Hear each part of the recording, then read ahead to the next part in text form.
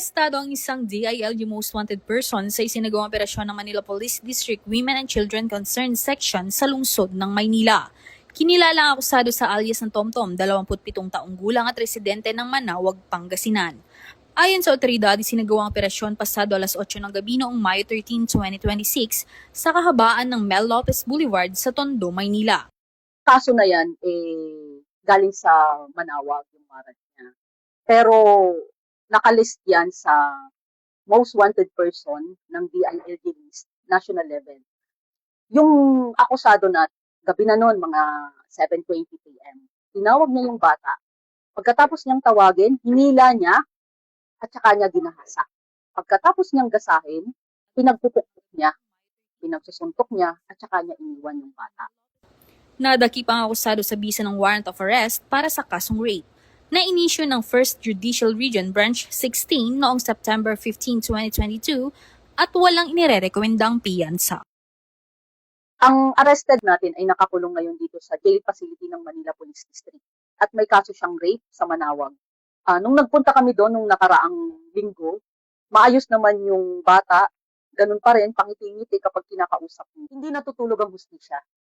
Hindi mo pwedeng gawin yan sa mga bata, sa mga kababaihan, lalong-lalo na dito sa Maynila. Hindi mo pwedeng gawin yan dito sa Maynila at hindi ka rin pwedeng magtago dito kasi mahahanap ka ng Pulis Maynila. Noong February 19, 2025, nag-umpisa kaming mag-background sa suspect. Nagpunta kami ng Manawag, Pangasinan para ma-background siya. And then nahinto siya, then nag-resume kami ngayong April 2026. So nagkaroon kami ng operational research. And then nalaman namin, nakakuha kami ng information na yung suspect natin ay nagtatago ng Manila. Kaya nag-validate kami dito sa Manila at nakakuha kami ng confidential informant na nakikita daw yung suspect natin dito sa May Arten at nag-iinom siya. So binalidate namin yun, tapos nakita namin na yung picture na nakuha namin sa Manawag sa pamilya ay magkatulad. Sinend namin yung picture niya doon sa biktima at na-identify naman ng biktima na siya talaga yung nanggahasa sa kanya. Kaya in-effect namin sinerve namin yung warrant of arrest niya.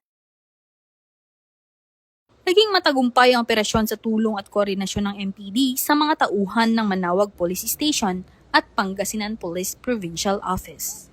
Kung may mga biktima pa itong accused natin, huwag po kayong matakot. Magpunta po kayo sa himpilan ng pulisya, magpunta po kayo dito sa Manila Police District. Sa ngayon po ay nakapiit po yung ating akusado dito sa Manila Police District. Ang Manila Police District po sa pamumuno po ni Police Brigadier General Arnold Santiago ay lagi pong bukas ang himpilan ng Women's and Children Concerned Section. Ano man ang inyong nararanasang pang-aabuso, lalo na sa ating mga kababaihan at sa mga bata, ay handa pong tumulong ang aming himpilan. Bagong PNP para sa bagong Pilipinas. Serbisyong mabilis, tapat at nararamdaman.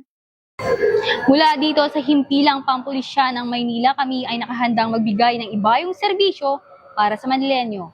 Ako ang inyong Police News Network Correspondent, Patrolwoman Princess Zara L. Reyes. Alagad ng batas, taga-taguyod ng Balitang Pulis.